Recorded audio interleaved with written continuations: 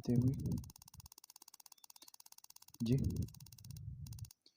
56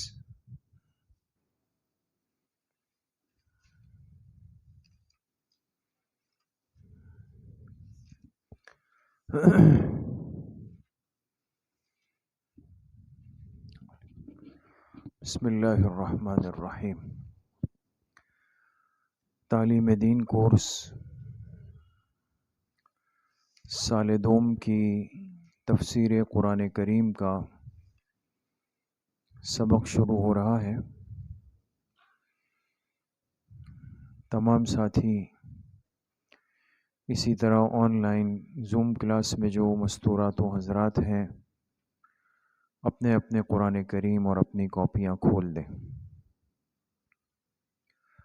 سورۃ الواقعہ پارہ نمبر 27 چل رہی ہے اور اس کی 56 آیتیں یعنی آیت نمبر 56 تک ہم پڑھ چکے ہیں۔ آج انشاءاللہ آیت نمبر 57 سے ہم آگے پڑھیں گے۔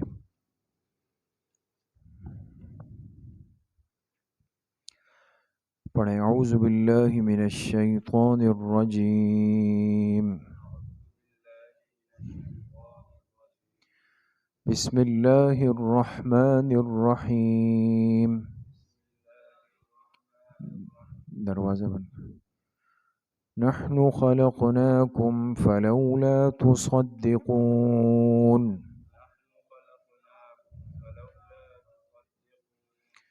افرأیتم ما تمنون اأنتم تخلقونه ام نحن الخالقون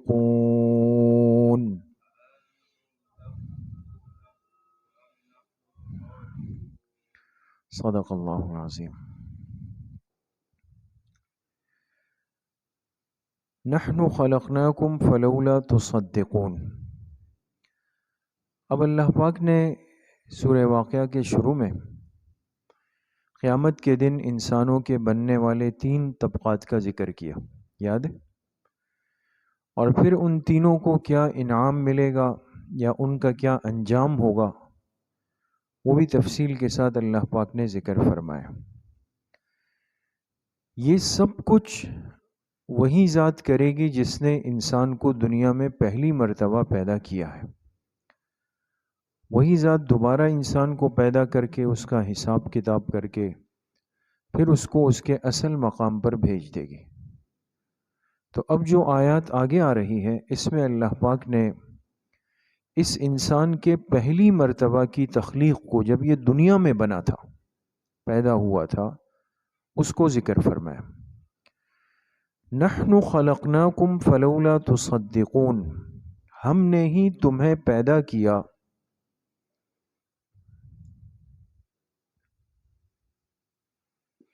ہم نے ہی تمہیں پیدا کیا۔ بریکٹ میں لکھے پہلی مرتبہ، پہلی مرتبہ۔ فلولا تصدقون، تو تم تصدیق کیوں نہیں کرتے؟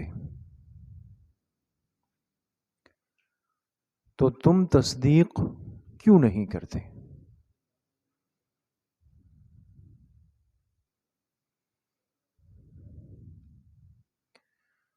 افرأیتم ما تمنون، بھلا یہ تو بتاؤ، بھلا یہ تو بتاؤ، ما تمنون، جو پانی تم ٹپکاتے ہو،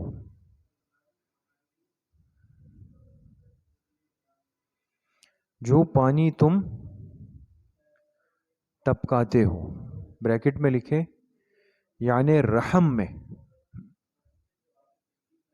یعنی رحم میں مراد اس سے یعنی ہم بستری جماع کے وقت جب انسان دخول کرتا ہے اور پانی ٹپکاتا ہے تو وہ رحم میں چلا جاتا ہے نا۔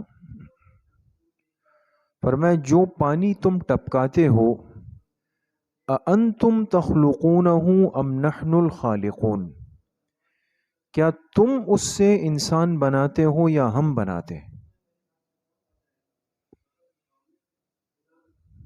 کیا تم اس سے انسان بناتے ہو یا ہم بناتے ہیں؟ اللہ کا حکم نہیں تو حمل نہیں ٹھہر سکتا، انسان نہیں بن سکتا۔ نحن قدرنا بینکم الموت وما نحن بمسبوقین، ہم نے ہی مقرر کر دیا تمہارے درمیان موت کو،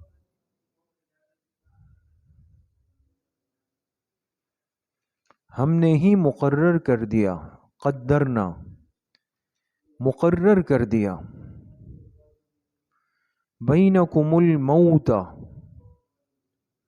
تمہارے درمیان موت کو، وما نحن بمسبوقین اور ہمیں کوئی عاجز کرنے والا نہیں ہے۔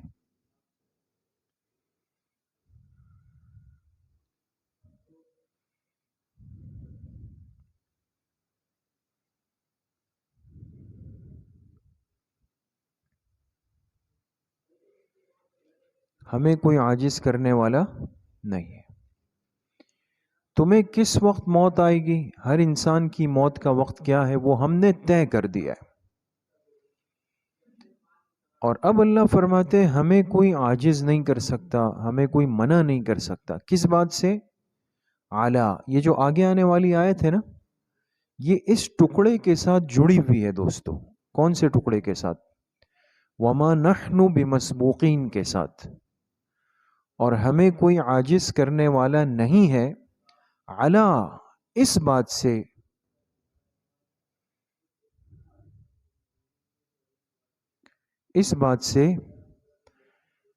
کہ ان نبدل امثالکم، کہ تمہارے بدلے ہم تم جیسوں کو تبدیل کر کے لے آئیں، کہ تمہارے بدلے تم جیسوں کو تبدیل کر کے لے آئے۔ کیا مطلب ہوا؟ یعنی اگر ہم چاہیں تو تمہیں ختم کر دیں، مٹا دیں، اور اس زمین پر تمہاری طرح کے دوسرے انسان آ کر رہنے لگ جائیں گے، ہمیں اس سے کوئی روک نہیں سکتا۔ یعنی مقصد یہ کہ اللہ پاک نے یہ واضح کر دیا کہ انسان کو باقی رکھنا کوئی اللہ پاک کی مجبوری نہیں ہے، نعوذ باللہ۔ اللہ چاہے اس مخلوق کو مٹا کر دوسری مخلوق پیدا کر دے، یا اسی طرح کے دوسرے انسان کو لے آئے۔ وَنُنشِئَكُمْ فِي مَا لَا تَعْلَمُونَ، اور ہم تمہیں کھڑا کر دیں،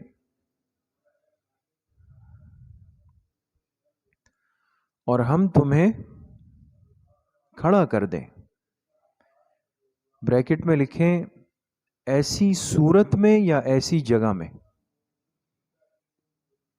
ایسی صورت صاد کے ساتھ، شکل جس کو کہتے ہیں، ایسی صورت میں یا ایسی جگہ میں، فی ما لا تعلمون، جس کا تمہیں علم بھی نہیں ہے۔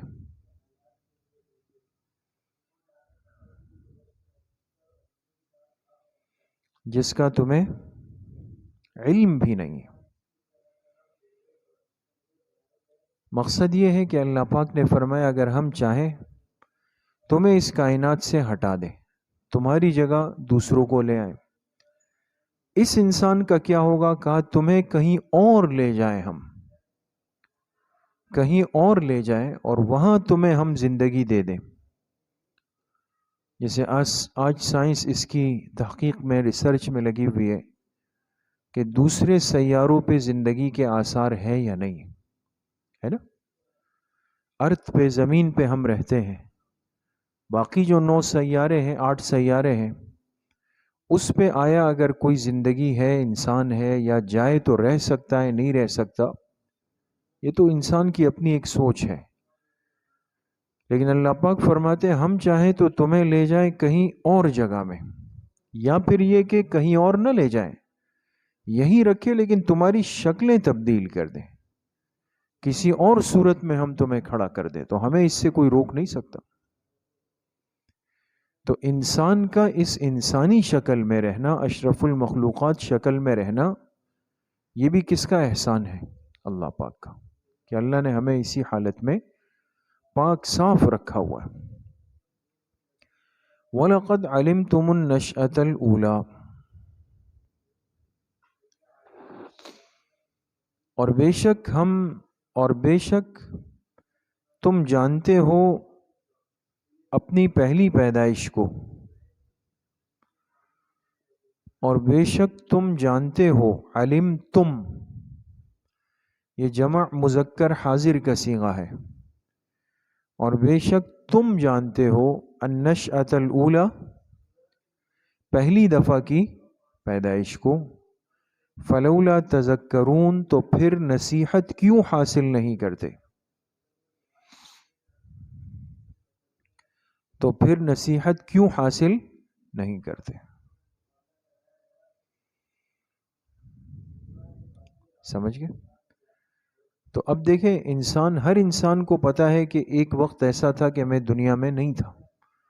ہم سے پوچھتے بھئی آپ کی تاریخ پیدائش کیا ہے؟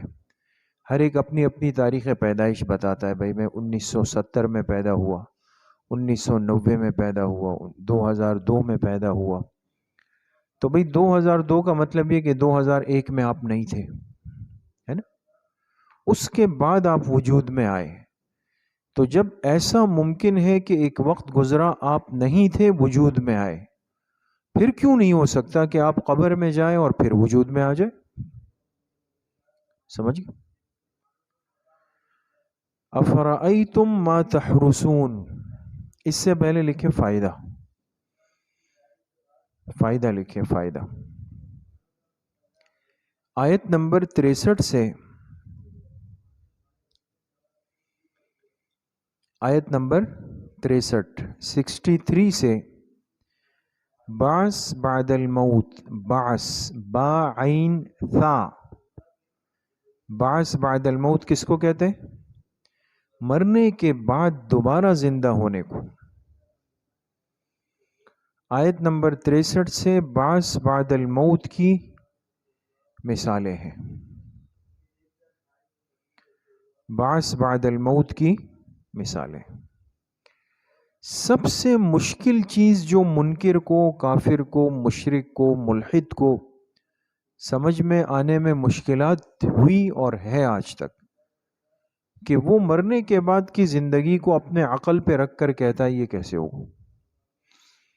جب مٹی میں چلے گئے، جب آگ میں جلا دیا، جب پانی میں ڈوب گئے، جب ہوا میں اڑ گئے، ختم ہو گئے۔ اب یہ کیا مطلب ہے کہ بھئی پھر سب چیزیں جڑیں گی اور انسان بنے گا، پھر ایک نظام قائم ہوگا؟ یہ چیز عقل میں نہیں آتی نا۔ تو اللہ پاک نے اس کو سمجھانے کے لیے کچھ مثالیں دی، سمجھ میں آ گئی؟ افرأیتم ما تحرثون، بھلا یہ تو بتاؤ جو تم بوتے ہو، جو تم بونا جانتے ہیں نا، زمین میں بیج بوتے ہیں، یعنی بیج کو ڈال دیتے ہیں۔ بھلا یہ تو بتاؤ جو تم بوتے ہو، اَأَنْتُمْ تَزْرَعُونَهُ أَمْ نَحْنُ الزَّارِعُونَ، کیا تم اس سے سبزہ اگاتے ہو یا ہم اگاتے ہیں؟ کیا تم اس سے سبزہ اگاتے ہو یا ہم اگاتے ہیں؟ اب دیکھیں نا، اتنا سا بیج ہے، لیکن وہ بیج نکلتا ہے، اس سے چھوٹا سا پودا، پھر وہ بڑا ہوتا ہے، پھر اس پودے پر فصل لگ جاتی ہے۔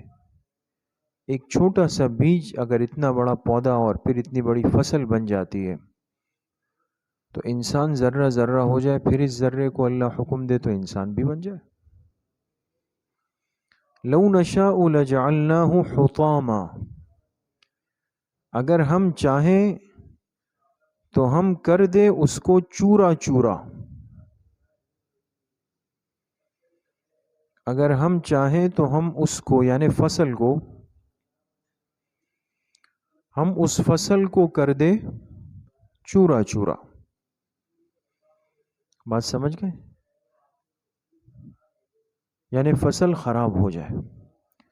اب دیکھیں نا، جب فصل خراب ہو جائے، پودے خراب ہو جائے، وہ سوکھ جاتے ہیں نا.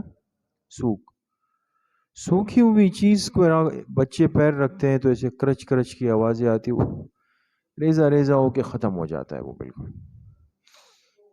تو ہم اگر چاہیں تو اس فصل کو چورا چورا کر دیں. فضل تم تفکہون، پھر تم ہو جاؤ تعجب کرنے والے.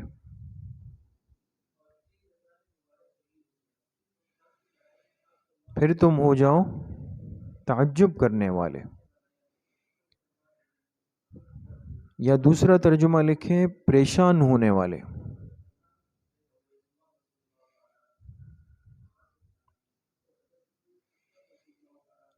کس بات پہ؟ کہ انا لمغرمون، کہ ہم تو تاوان میں پڑ گئے. کہ ہم تو تاوان میں، تاوان ہو گیا نا. تاوان کس کو کہتے ہیں؟ نقصان کو نا. السلام علیکم. تو اب دیکھیں جو فصل اگاتا ہے وہ کیا سوچ کے کرتا ہے محنت؟ کہ اچھا نتیجہ نکلے گا، فائدہ ہوگا. تو پہلے زمین کا کرایہ دیا، پھر جا کے پانی والے سے بات کی، پھر بیج خرید کر کے لایا، سارا انتظام کیا، خرچہ کیا نا. یہ سوچ کر کے چلو 50,000 لگا رہا ہوں لیکن اس پر 30-40 ہزار اوپر کما لوں گا. لیکن اللہ کا حکم آیا، فصل ہی خراب ہو گئی. تو فائدہ ہوا، نقصان ہوا؟ نقصان. تو اللہ نے فرمایا اگر ہم چاہیں تو اس کو چورا چورا کر دیں گے. پھر تم کیا کہو گے؟ انا لمغرمون، ہم تو کس میں پڑ گئے؟ تاوان میں. ہم تو تاوان میں پڑ گئے. بل نحن محرومون، بلکہ ہم تو محروم ہی ہو گئے.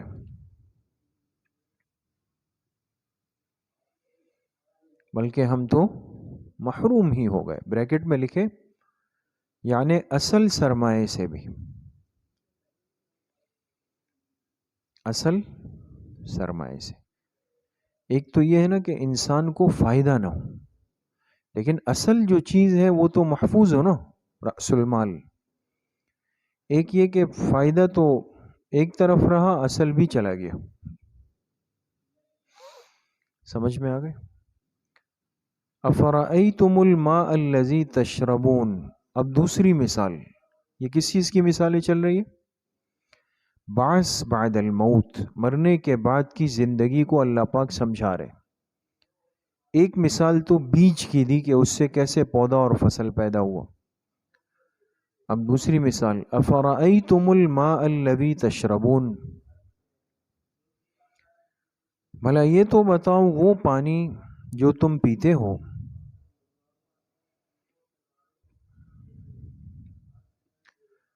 بھلا یہ تو بتاؤ کہ وہ پانی جو تم پیتے ہو،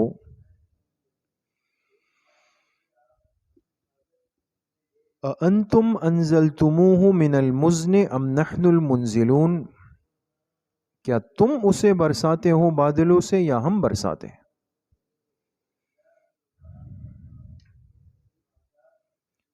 کیا تم اسے برساتے ہو بادلوں سے، مزن بادل،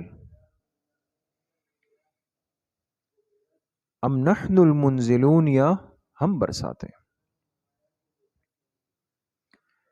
لو نشاء جعلناہ اجاجا، اگر ہم چاہیں تو اس پانی کو کڑوا کر دیں.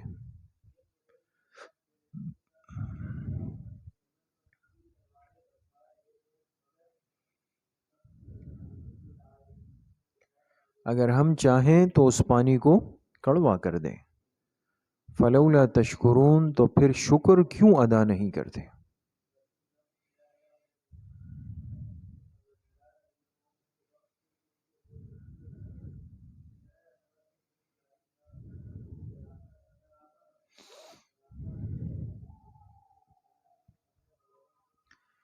افرأیتم النار التي تورون. تیسری مثال آئی اب بعث بعد الموت کی. بھلا یہ تو بتاؤ کہ وہ آگ جسے تم جلاتے ہو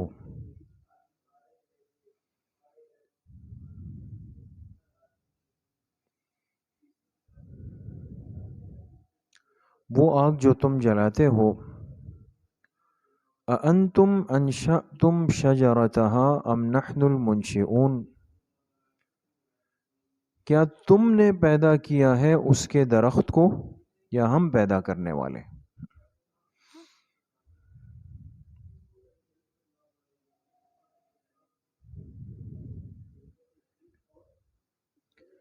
کیا تم پیدا کرنے والے ہو اس کے درخت کو یا ہم پیدا کرنے والے؟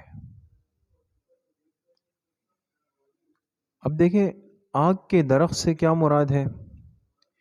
ایک تو بالکل صاف ہے کہ چونکہ آگ جلائی جاتی ہے کس سے؟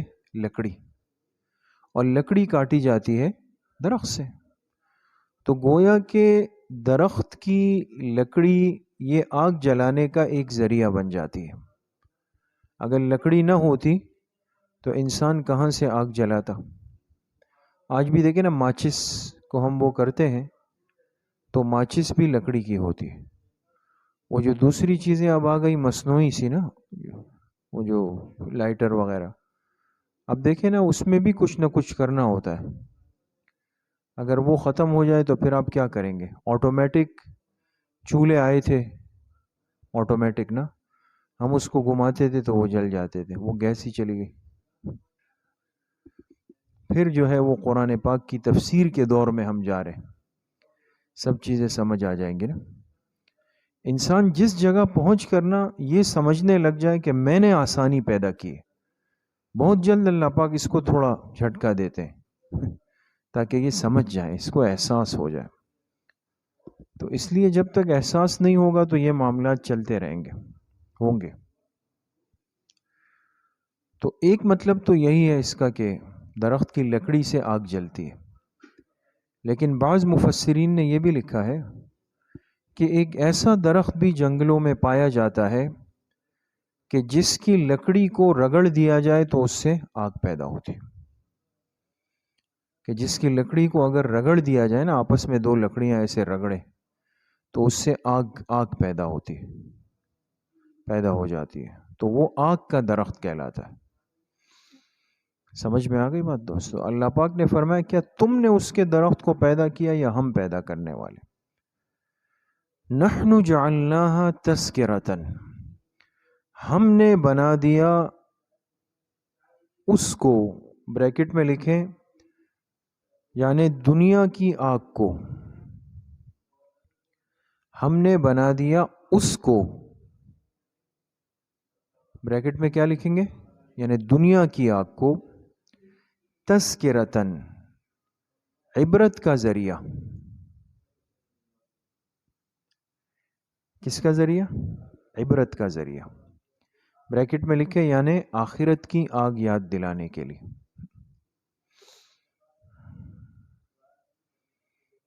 آخرت کی آگ یاد دلانے کے لیے۔ تو ایک فائدہ تو آگ کا یہ ہے کہ اس سے انسان کو عبرت ملتی ہے، آخرت کی آگ یاد آتی ہے۔ وَمَتَاعًا لِلْمُقْوِينَ، اور فائدے کی چیز بنا دیا مسافروں کے لیے، آگ کو متاعن، اور فائدے کی چیز بنا دیا، اور فائدے کی چیز بنا دیا للمقوین، کن کے لیے؟ مسافروں۔ سفر میں آگ کی بڑی اہمیت ہے کہ رات کو روشنی ہے، سردی کا خاتمہ کرنا ضروری ہے، جانوروں سے، موذی چیزوں سے بچنا ضروری ہے، بہت سارے کام آتے، کھانے پکانے کا کام آتی، تو آگ مسافر کے لیے تو بہت ہی زیادہ مفید ہے۔ یہ ساری چیزیں اللہ پاک نے پیدا فرمائی۔ فَسَبِّحْ بِاسْمِ رَبِّكَ الْعَظِيمِ، لہٰذا تم اپنے اس عظیم رب کے نام کی تسبیح پڑھو، لہٰذا تم اپنے اس عظیم رب کے نام کی، اسم کس کو کہتے ہیں؟ نام کو، کی تسبیح پڑھو۔ تو رب عظیم کا نام کیا ہے دوستو؟ اللہ ہے۔ اللہ علم ذاتی ہے، یعنی اللہ پاک کا ذاتی نام یہ علم ذاتی کہلاتا ہے۔ اس کی فرمایا کہ تم اس کی بھی کیا پڑھو؟ تسبیح پڑھو۔ اسی لیے آپ جو ذکر کرتے ہیں مجلس ذکر میں، تو اس میں تسبیح آتی ہے نا، اللہ اللہ اللہ اللہ اللہ کی ذکر کی یہ ساری صورتیں قرآن پاک اور احادیث سے ثابت ہے دوستو۔ بہت سارے لوگ ہوتے ہیں نا، ان کو اعتراضات ہوتے ہیں، جی یہ کہاں سے ہے، جی یہ کہاں سے ہے۔ یہ بہت زیادہ جو بال کی کھال اتارنے والی بات ہے نا، یہ بھی صحیح نہیں ہوتا۔ ہر چیز میں کھود کرید کرتے ہیں، جی یہ کہاں سے، جی یہ کہاں سے، یہ بہت غلط ہوتا ہے۔ ہر چیز کی دلیل موجود تھی، یعنی جو ہو رہا ہے، اسی لیے ہمارے اکابرین نے ان سلاسل کو اہمیت دی اور اس کو رائج کیا۔ جو چیز دلیل سے نہیں تھی اس کو ہمارے اکابر نے دیکھا بھی نہیں، بلکہ اس کی حوصلہ شکنی کی، منع کیا۔ سمجھ میں آ گئے؟ تو دونوں چیزیں مناسب نہیں ہیں۔ ایک تو یہ کہ ہر چیز میں یہ کہنا کہ جی یہ بھی منع ہے، یہ بھی منع ہے، یہ بھی منع ہے۔ اس سے کیا ہوتا ہے، انسان کے اندر ایک جمود، ایک خشکی آ جاتی ہے پھر۔ اور دوسری طرف اتنا ڈھیلا ہونا کہ جو ہے تو سب چل رہا ہے، اس سے انسان کے اندر بدعات پیدا ہو جاتے ہیں۔ تو بدعات بھی مصیبت ہے، اور نصوص کو یعنی قرآن اور حدیث سے ثابت ہونے والی چیزوں میں سختی کرنا وہ بھی نقصان دہ ہے۔ سمجھ گئے؟ تو اس لیے اعتدال ہمارے اکابر کی خصوصیت اور قبولیت کی وجہ یہ ہے، اس میں شک نہیں ہے۔ یعنی بغیر کسی جس کو کہا جائے کہ جذباتی پن کے، اگر ان کی زندگیوں کو دیکھا جائے تو ہمارے اکابر علماء دیوبند کی قبولیت اور محبوبیت کی بنیادی وجہ ان کا اعتدال ہے۔ معتدل رہے، دائیں بائیں افراط اور تفریط میں نہیں گرے، انتہا پسندی میں نہیں گئے، نہ دائیں طرف کی انتہا پسندی نہ بائیں طرف کی۔ تو وہ چیزیں آج آپ دیکھیں نا، آپ کے معاشرے میں وہ چیزیں نقصان کرتی ہیں۔ ایسے طبقات ہیں کہ وہ ہر چیز پہ بہت سخت ناراض ہوتے ہیں، سلام ایک ہاتھ سے کریں گے، قرآن پاک کو آپ بوسہ دیں گے اس پہ بھی وہ ہو جائیں گے کہ بھئی یہ قرآن کو آپ بوسہ کیسے دیں۔ مدینہ منورہ کے حرم میں باقاعدہ ایک وہاں کے طالب علم مجھ سے الجھ گئے، مدینہ یونیورسٹی کے۔ میں نے تلاوت کر کے قرآن پاک کو بوسہ دیا تو کہا کہ بھئی یہ کہاں سے، یہ آپ نے کیسے کیا، قرآن پاک کو بوسہ دیا۔ میں نے کہا آپ اپنے والد صاحب کے ہاتھ کو بوسہ دیتے ہیں؟ کہا جی دیتے ہیں۔ تو میں نے کہا قرآن کریم کا احترام اتنا بھی نہیں ہے جتنا آپ کے والد کے ہاتھ کا ہے۔ کہا یہ تو آپ قیاس فرما رہے ہیں۔ قیاس سمجھتے ہیں؟ یعنی ایک مسئلے کو ثابت کرنے کے لیے دوسرے مسئلے کو دلیل بنانا۔ خیر وہ ایک الگ وہ ہے۔ تو یہ ایک الگ مسائل ہے۔ پھر آپ وظائف پڑھیں گے تو تنگ کریں گے، دم درود کریں گے، جائز وظائف پڑھیں گے، اس پہ آپ کو تسبیح آپ کے ہاتھ میں دیکھیں گے، آپ سے لڑ پڑیں گے کہ جی یہ آپ نے کیا کیا ہے۔ کسی نیک صاحب علم اور متبع شریعت اور متبع سنت عالم سے اگر آپ نے کسی ضرورت کا تعویذ بنایا، اس پہ آپ سے لڑ پڑیں گے جی یہ تو شرک ہے۔ تو وہ تو کیا کہہ رہے ہیں، سب بڑھ گیا تو سب چلا گیا، وہ تو گنجائش ہی نہیں رکھی۔ دوسری طرف جو طبقات وجود میں آئے تو وہ تو بالکل ڈھیلے ڈھالے، انہوں نے پھر کہا یہ بھی جائز، وہ بھی جائز، یہ بھی جائز، وہ بھی۔ تو پھر تو وہ جہاں گئے، جہاں دل چاہا وہاں جا کے سجدہ ریز ہوگا۔ یہ دیکھیں نقصان ہوا کس سے، انتہا پسندی سے۔ اعتدال ہمیشہ اپنے آپ کو انسان قرآن اور سنت سے ثابت ہونے والی چیزوں کا تابع کریں اور اپنے اکابر کی تشریحات پر اعتماد کریں۔ انسان اگر اس پر اعتماد نہیں کر رہا پھر کس کی مانے گا؟ پھر تو ساری زندگی ایسے گزر جائے گی۔ اللہ پاک صحیح عمل کی توفیق نصیب فرمائے۔ انشاءاللہ باقی آئندہ مجلس میں۔ السلام علیکم۔